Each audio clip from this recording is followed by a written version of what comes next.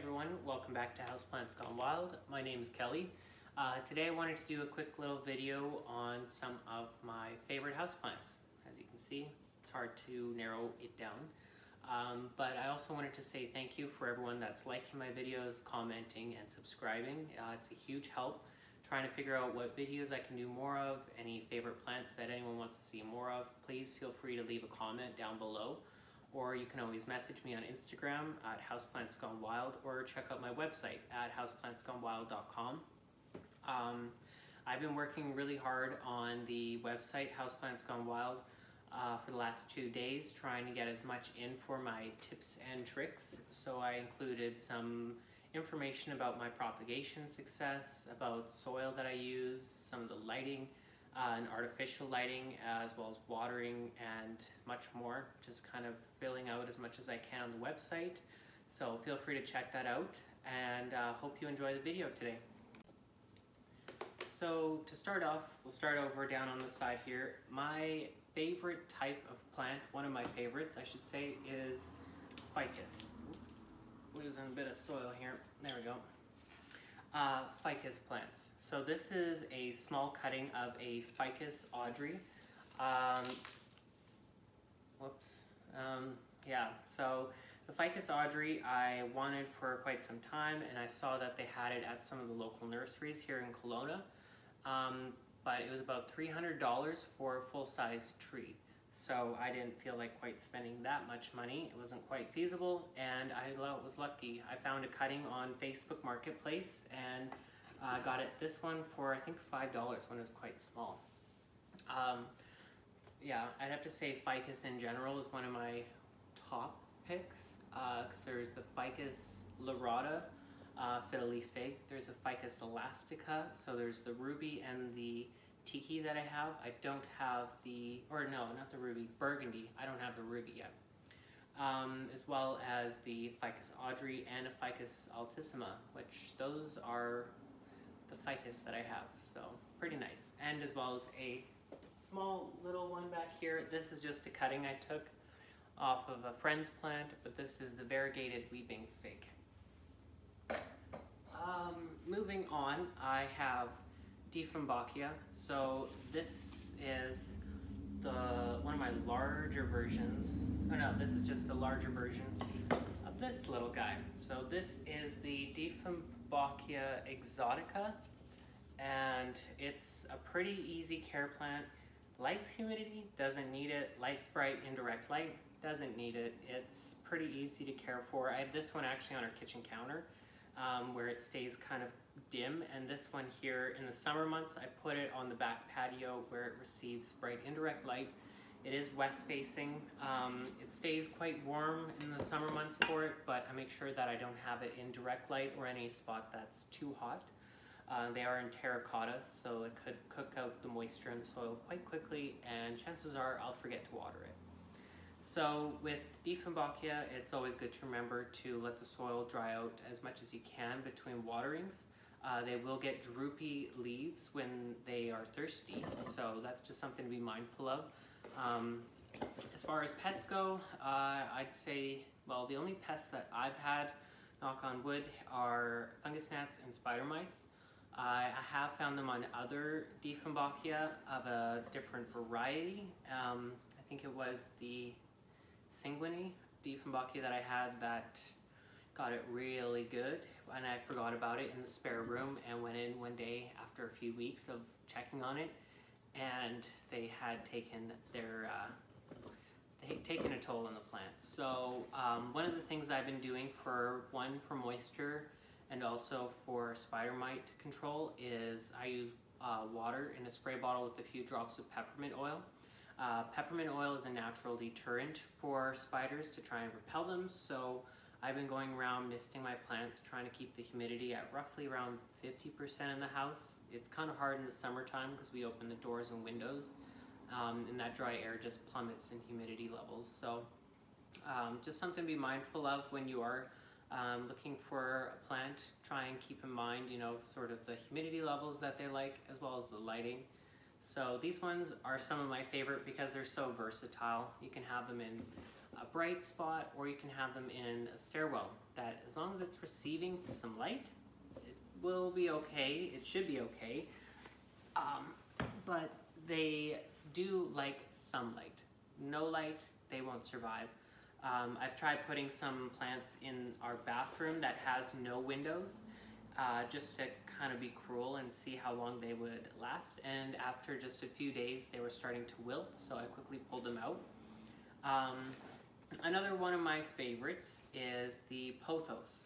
So this right here is a pot of a whole bunch of golden pothos that I took cuttings from, or cuttings of a golden pothos. So if you're looking at sort of easy to care for plant, if you're new to houseplants, I would recommend getting a pothos because they're very easy to care for. They don't need a whole lot of light. They do well in bright indirect light, but we have a whole bunch on the tops of our kitchen cabinets, and it doesn't receive a whole lot of sunlight up there. As far as watering goes, they will start to wilt a little bit when they are thirsty, just to kind of indicate that you should give them a little bit of water. This one here is a sort of a mixture of cuttings that I didn't know what to do with. So this one has neon pothos, silver, and it also has phylodendron micans, which I'll show you in a minute here, and a little bit of cebu blue in there. So that's sort of a mixture that I hope to one day have a big lush plant sort of binding down and cascading with different colors and textures. Now the next one is Syngoniums. I've had a few for a while, and some of them are newer to me, different varieties. So one of the newer ones is, this is a berry illusion, I believe it's called. And I got this just as some small cuttings from a friend, and I got them about 2 months ago, put them in soil, and they're already sticking their roots out of the bottom. One thing I do make sure is when I have roots that are starting to come out, I put pebbles in the bottom, so that way those roots are having a little bit of a barrier between the bottom of the pot where water can sit and the roots. Another one is, this is, I believe, the Holly Syngonium. So for these Syngoniums, I try and give them a little bit more of a heavier cocoa coir mix because it holds on to moisture in the soil for longer. They do not really like drying out fully, I have found. I get a lot of crispy leaves. I have a larger, white butterfly Syngonium, and it's quite large, and it uses up a lot of water. And if I forget to water it, I get brown leaves quick. And if the watering is irregular, like most houseplants, it will also yellow the leaves, which is kind of hard to diagnose because sometimes it could be indicating that you're either over-watering the plant or irregular watering, or it could also be fertilizer. So another variety is the pink Syngonium. So I have this in a little pink pot. This one here is in still its nursery pot. The soil mixture is still the soil mixture that came from the nursery. It's kind of in my mind or eyes, it's a little bit of a cheaper soil mixture. It's got mostly just mulch, and that's really prone to getting fungus gnats, and it can get a little bit out of hand. So one thing is letting it dry out between waterings, but with Syngoniums, it's kind of a hit or miss. Try and keep the soil moist, but never soggy. I let them get quite dry before I do water them, but not to the point that they're fully dry and I can pull them out and it's just a hard, compact bundle of dirt. Another one, so this is a cutting from my white butterfly, and this has only been in here for about a month, and roots are already starting to poke out of the bottom there. So kind of going back to the Pothos here, so one just like it is the Skindapsus Exotica. So this one here I got last year, and it was just a small little cutting plant up to about here, just a small one, and now it's grown quite a bit. For Pothos and a lot of my Phylodendrons, I'll plant them in terracotta because it wicks away any of that extra moisture. Just helps to prevent any root rot from occurring. Okay. All right, back to the Syngoniums. So for propagation, this one here, I have a larger plant of this variety. This is the bronze, the Syngonium Maria bronze. So it's got kind of darker leaves, and then this one's ready for soil as well. But with Syngoniums and a lot of my plants, actually, I just propagate with water. I find that works best, and I've never had an issue with it for any of my plants. I've even propagated from cutting and water Ficus elastica, the burgundy, and great success with that. So moving on to Calathea. For my favorites, definitely the rattlesnake Calathea. Just love the textures and the long sort of skinny leaves, and how they, at night, they'll fold up, and during the day they're down collecting more of that sunlight. This also is one of those plants that likes to hold on to its moisture in the soil, so a little bit heavier on the peat moss or the cocoa coir. Let it partially dry out between waterings. This one here is the Claytia Orbifolia. So one of my all-time favorite Calatheas, just like the beautiful peppermint streaks on the leaves. I got this one not too long ago, but you can tell that the soil that it came in, it's very dry. I've kind of forgotten about this, but it is not ready to be uppotted because there's hardly any roots. It needs to be quite root bound. But this soil is not one that I would personally use, so next time I pot it, I'll be changing that up. It's like bone dry, and it's compact, and lots of like mulch, and no like peat moss or cocoa coir in there. So there's that.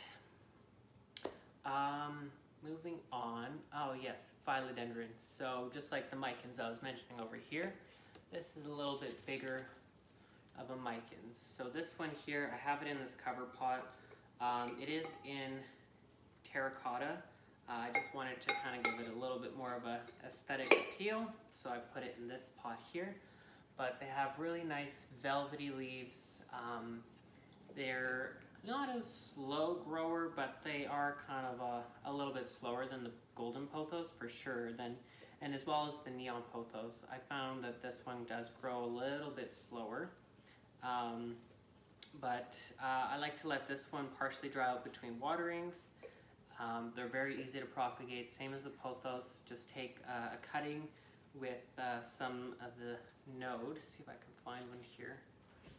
So this right here, that's a node with some roots that are ready to be cut, and put in water if you want, or you can let it get larger and trail down, or climb up. They can climb up as well. For phylodendrons, so I have two that are sort of my new favorite ones. They weren't really doing much for me in the winter time. They were kind of just slow. So this is the Phylodendron Prince of Orange. So it puts out these new leaves that are bright orange, and there's a new leaf coming out right here. And over time, it does kind of die back, or change colors, I should say, and it turns into more of like a deep green color. Another one is the Imperial Red. So when leaves come out of this one, they are bright red, or sort of like a deep red, I should say. Kind of like the color of my shirt, a little bit darker, and then they change to a dark green color. This one here I had in a terracotta pot, but it's smaller pot, so I changed it back into a plastic pot because that kind of holds onto its moisture a little bit longer. Makes it a little bit easier to keep track of watering because I can forget. And Monsteras, they are, I think, everyone's kind of favorite, or that everyone seems to like them as far as I know. Never had any issues with them. This one here I got from a friend. It wasn't in the best of conditions. It was just a cutting. This is the Thai Constellation. It was just a small cutting few roots on it. The leaves were like crispy and like they looked like they had been like chewed up or just kind of not in the best condition. But anyways, I tried putting it in leca for the first while for growing medium, and it did really well. The roots started developing. I had it in our plant intensive care box. So it has a heating mat, has 99% humidity, it has air circulation. This plant loved it, so it put up a lot of roots, but of course it couldn't stand there forever because it will get big. So once the roots developed a little bit more, I put it in soil in terracotta. This one is also a little bit more of a draining mixture, a lot more of the perlite and orchid bark. But it is something to be mindful of, that if you're putting plants in terracotta with a lot of perlite or orchid bark, you're going to have to watch your watering. So this plant here I am quite proud of. It's a little guy, but one day be big and strong. So I watch it quite closely. For another one of my all-time favorites is the Monstera Sonai. I've taken so many cuttings from this mother plant and it just keeps growing, and they're not easy to kill, but they can be killed. A lot of people that I've talked to say that they're great for low light plants. I've never tried to put it in low light. I put it in medium light and it just stops growing, as far as I know. But bright indirect light is this plant's friend, as well as misting. You know, with the spider mites, they can really hide underneath these leaves. They love the humidity, and I gave it a moss pole, and the roots have actually adhered into the moss pole. It's wrapped with the jute rope mesh. I have more information on the website, but it's quite big. See if I can get it into the frame. But anyways, if you can find this at your local nursery or online, I would highly suggest getting it, because given the right conditions, you know, bright indirect light, water it when it's almost dry, and oh, look at that. See, this is what happens when you forget about plants. Dry. Yeah, they'll get quite big and they can grow up or they can hang down. I've found that if they grow upward, up in a pole, the leaves turn from like less than the size of your hand, like quite small, to the ones up here. See if I can do this. This is a big boy. Oh. To the ones up here that are just bigger than your hand, and set that down. It will grow quite quickly, and they're easy to propagate. Eventually you can have much more. If they do get into bright light or direct light, you can see brown crisping. They actually turn chlorotic on me first, so they turn sort of a bleached white or cream color, and I had it pushed too close to the window. And the other thing with this plant is I'm kind of notorious for not watering it when I should. It's in a mixture that is very well draining. I did that in preparation for the winter because I can have a heavy watering hand, and knowing the winter, I got a few plants that were getting yellow leaves. So for this one, I was watering it heavily and then letting it dry out and then waiting too long. So when you water your plants too irregularly, you can get yellow leaves, which is also a sign of overwatering. But I know for this plant, I have not overwatered it. I have just been forgetting about it. So that's one of the things to be mindful of with your plants. Try and keep an eye out for changes in leaves. You know, if you see brown crispy tips, you can definitely find, you know, a humidifier on Amazon for cheap. It could also be your water. Summertime, we use rainwater. Calatheas, wow, that's dry. Calatheas, they will definitely start to show signs if you're using water that's high in salts, or like your tap water that's got like chlorine or any minerals in it. So if you have nothing else to use, you can use tap water, but just be sure to try and leach the soil and just let it drain out once in a while, once every few months or couple months, because those minerals can build up in the soil and cause a lot of browning on the leaf tips. I think that's about it for my favorite houseplants. I'll see if I can find any more.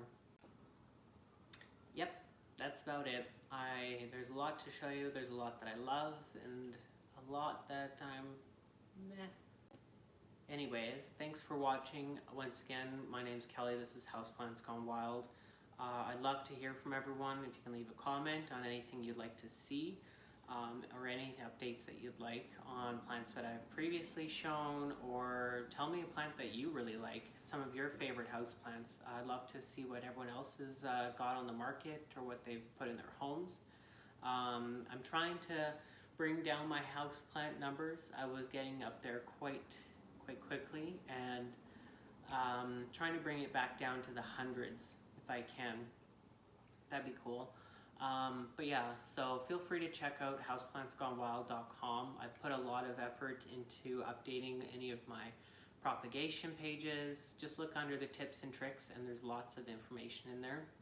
If you're looking for more recent updates or anything that's new and upcoming, or anytime I post a new YouTube video, I'll usually post it on my Instagram. So that's houseplantsgonewild.com. My name's Kelly. Thanks for watching.